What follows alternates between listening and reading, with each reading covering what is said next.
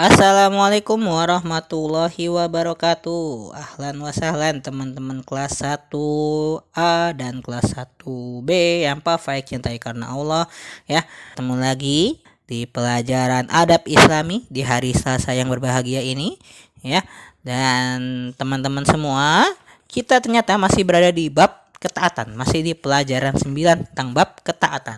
Setelah kita sudah belajar tentang taat kepada Allah dan Rasulnya, kemudian taat kepada kedua orang tua, ya, ibu dan bapak, lalu taat kepada guru, ya, patuh terhadap guru. Sekarang kita akan masuk ke pembahasan selanjutnya, yaitu patuh terhadap peraturan. Ya, teman-teman semua, kita dalam hidup di dunia ini memiliki aturan-aturan hidup agar hidup kita menjadi tertib, tidak sembarangan, ya, tidak seperti hewan, ya. Kalau hewan hidupnya sembarangan, tidak ada peraturannya, ya. Sedangkan kita manusia harus hidup dengan peraturan agar hidup kita menjadi hidup yang baik.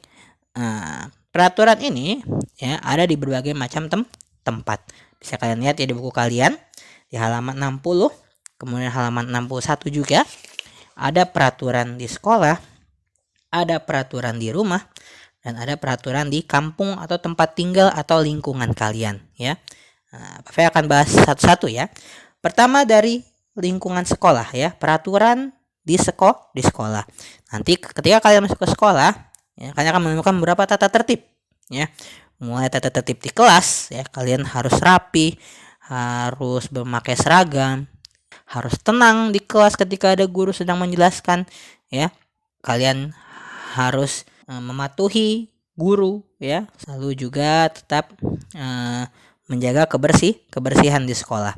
Ya, peraturan-peraturan ini, ya, dibuat agar pembelajaran atau belajar kalian menjadi lancar dan tertib.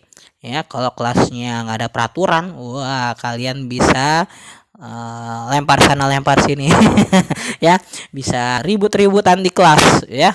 Tidak boleh, ya, harus tertib. Oleh karenanya dibuat peraturan di sekolah. Dan itu merupakan peraturan yang harus kalian patuhi. Ternyata tidak hanya di sekolah, di rumah pun juga ada peraturan, ya. Buktinya apa Pak Faik, ya? Buktinya, ya kan, di rumah pun juga harus harus sholat, ya kan? Disuruh oleh orang tuanya untuk sholat. Itu merupakan peraturan, ya. Kalian harus belajar, ya. Bermain pun ada aturannya, ya kan? Jangan bermain asal-asalan, ya. Jangan bermain yang membuat kalian celaka, jangan. Dan tidur pun juga harus diatur waktunya, ya. Jangan tidur terlalu malam, ya.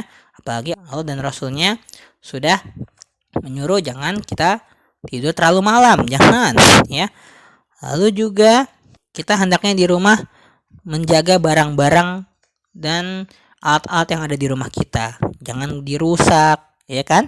Harus disimpan dengan rapi, mainannya harus diberesin setelah dimainkan. Itu merupakan peraturan di rumah. Agar apa? Agar rumah kalian menjadi rumah yang rapi dan nyaman, menjadi rumah yang enak untuk ditinggali.